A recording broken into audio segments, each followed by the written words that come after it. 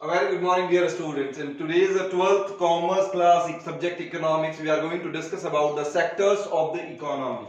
Sectors of the economy. जब भी हम सेक्टर्स की बात करते हैं इकोनॉमी के, तो हम कहते हैं देयर आर 4 सेक्टर्स. 4 सेक्टर्स के बारे में अपन बात करते हैं. जो पहला सेक्टर कंसीडर किया जाता है हाउस होल्ड या फिर अपन इसे सोसाइटी भी लिख सकते हैं. सेकंड आपके पास जो सेक्टर आएगा वो आएगा फर्म्स या फिर प्रोड्यूसर्स. ठीक है. थर्ड हमारे पास जो सेक्टर आता है गवर्नमेंट.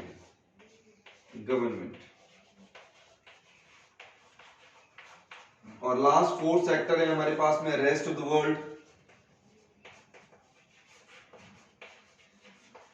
या फिर abroad. These are 4 sectors of the economy in which there will be circularity of flow. Circularity of flow के बारे में अपन अपनी चर्चा करेंगे आगे. लेकिन अपन कहें कि गुड्स और मनी का जो फ्लो है वो इन 4 सेक्टर्स में होना है.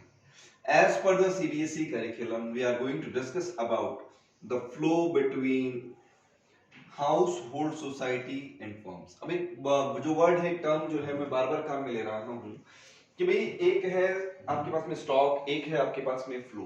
क्या तो है स्टॉक, क्या है फ्लो, के बारे में भी चर्चा करेंगे. लेकिन एक बार के लिए अपन ये पढ़ लें फटाफट से. सेक्टर्स ऑफ इकोनॉमी 4 सेक्टर्स है. पहला सेक्टर कौन सा है? हाउस होल्ड है या फिर सोसाइटी. ठीक है. दूसरा सेक्टर फर्म, प्रोड्यूसर्स. तीसरा सेक्टर गवर्नमेंट. और चौथा सेक्टर कौन सा होगा आपके पास में? Rest of the world. अब बात करते हैं भाई ये जो वर्ड में बार बार काम में ले रहा हूं स्टॉक और फ्लो, ये क्या है? तो स्टॉक और फ्लो के बारे में पहले समझा जाए. स्टॉक और ये फ्लो. स्टॉक किसे कहा जाए? अपन कहते हैं स्टॉक के बारे में जब भी बात करते हैं तो अपन कहते हैं whose magnitude is measured at a particular point of time.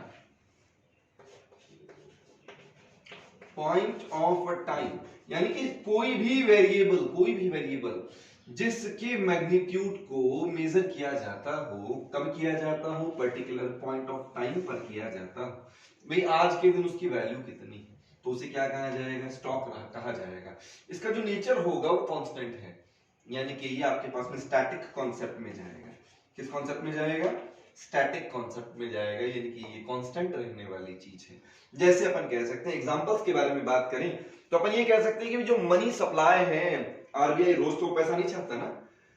आपके पास में रिजर्व बेस्ड सिस्टम की बेसिस पर करेंसी पब्लिश कर दी गई. अब मूवमेंट होता है. जैसे मानिएगा कि मैं इंडियन इकोनॉमी हूं. अब मैं अगर अपने इस जेब से पैसा निकाल करके ऊपर वाली जेब में डाल दूं तो उससे मेरी इनकम पर फर्क आएगा क्या?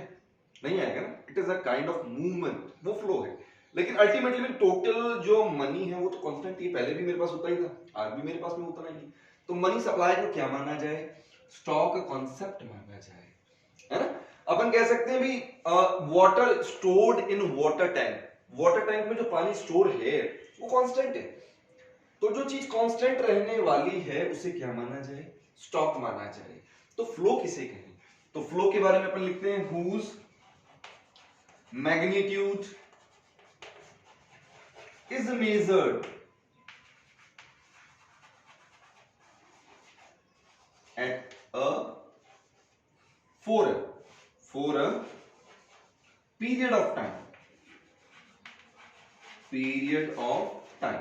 यानी जिसका कोई स्टार्टिंग पॉइंट हो और एंडिंग पॉइंट हो तो उसे फ्लो कहा जाएगा. अब अपन कहते हैं सर ये समझ में नहीं है, स्टार्टिंग टाइम है, क्लोजिंग टाइम है. तो आप लोग क्योंकि कॉमर्स के स्टूडेंट 12th में आ चुके तो होपफुली 11th पास की होगी, है ना. तो 11th में आपने अकाउंटेंसी भी पढ़ी. अकाउंटेंसी में आपने जो फाइनल अकाउंट्स बनाए हैं तो फाइनल अकाउंट्स में आपने फाइनेंशियल स्टेटमेंट्स में ट्रेडिंग अकाउंट बनाया है, P&L अकाउंट बनाया है, बैलेंस शीट बनाई है. ट्रेडिंग अकाउंट, P&L अकाउंट जब आप बनाते हैं तो ऊपर लिखते हैं trading account for the year ending. क्या कभी वहां पर एज एट या एज ऑन लिखा? नहीं ना। लेकिन जब बैलेंस शीट बनाते हैं तो बैलेंस शीट में लिखते हैं आप बैलेंस शीट एज ऑन या एज एट। क्यों? कोई तो कारण होगा ना। अपन कहते हैं ट्रेडिंग पी&एल बनाया तो अब लिखते हैं ट्रेडिंग अकाउंट या P and L account for the year ending. इसका मतलब since starting till end all the expenditures and income belong to that particular period will be recorded under financial statements whether they are direct or indirect। क्योंकि direct expenses तो आपके पास में trading में है, indirect expenses आपके पास में P&L में है। क्या वो पर्टिकुलर किसी एक डेट को होते हैं? नहीं ना। वो शुरू से लेकर के एंडिंग तक जो होंगे आपके पास में खर्चे और जो कमाई आपने शुरू से लेकर के लास्ट तक की है वो सारी उस पीरियड से बिलोंग करती है। जो पीरियड से बिलोंग करनी है वो फ्लो, यानी कि all these concepts are flow. ठीक है। लेकिन जब आप बैलेंस शीट पढ़ते हैं तो लैंड, एसेट्स, लायबिलिटीज जो भी है आपके पास में, अपन कहते हैं लैंड है, बिल्डिंग है, कैपिटल है आपके पास में, लॉन्ग टर्म लायबिलिटीज हो सकती हैं, क्रेडिटर्स हैं आपके पास में। तो ये तो आप लास्ट में देखोगे ना कि भाई आज के दिन मेरे पास में एसेट्स की पोजीशन क्या है, आज के दिन मेरे पास में लायबिलिटीज की पोजीशन क्या है। वो जो पोजीशन देखी जाएगी वो तो एट द एंड देखी जाएगी।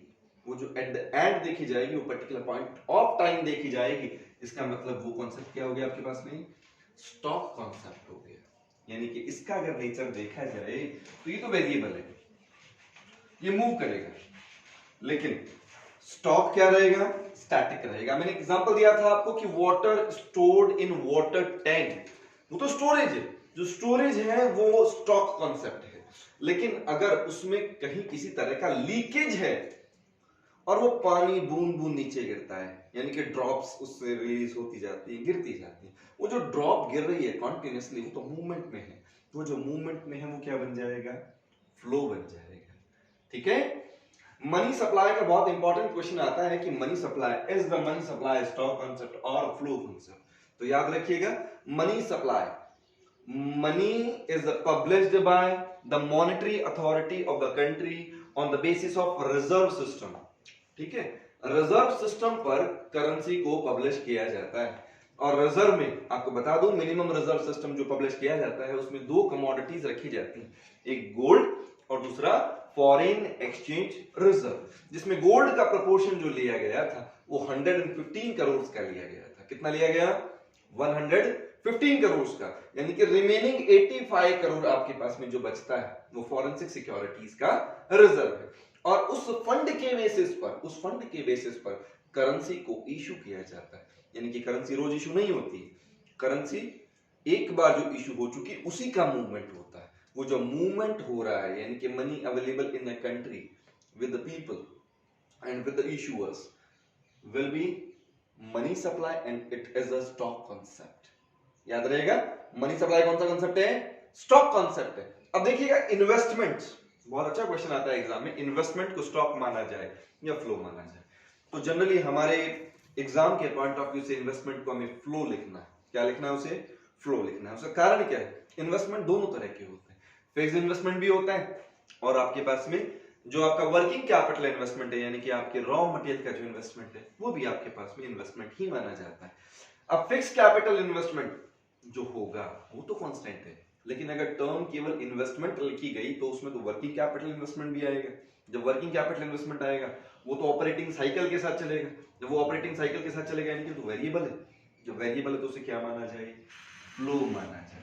एग्जाम में अगर मुझसे इन्वेस्टमेंट के बारे में पूछा जाए तो इन्वेस्टमेंट को मुझे क्या लिखना है? फ्लो लिखना है। लेकिन अगर क्या पूछे कि भी इन्वेस्टमेंट हमेशा ही फ्लो होता है क्या? नहीं साहब, बिल्कुल नहीं होता। क्यों नहीं होता? Because the investment made in the fixed capital will be the stock concept. अगर फिक्स्ड कैपिटल में इन्वेस्टमेंट किया गया तो उसे अपन क्या कहेंगे? स्टॉक कहेंगे। ठीक है। आज के लिए आपका काम रहेगा कि स्टॉक और फ्लो के एग्जांपल्स आपको फाइंड आउट करने हैं कि स्टॉक कौन कौन से हो सकते हैं, फ्लो कौन कौन से हो सकते हैं। इनसे रिलेटेड क्वेश्चंस को आप कवर करेंगे और साथ साथ में सेक्टर्स आपके चार सेक्टर्स कौन कौन से बताए थे?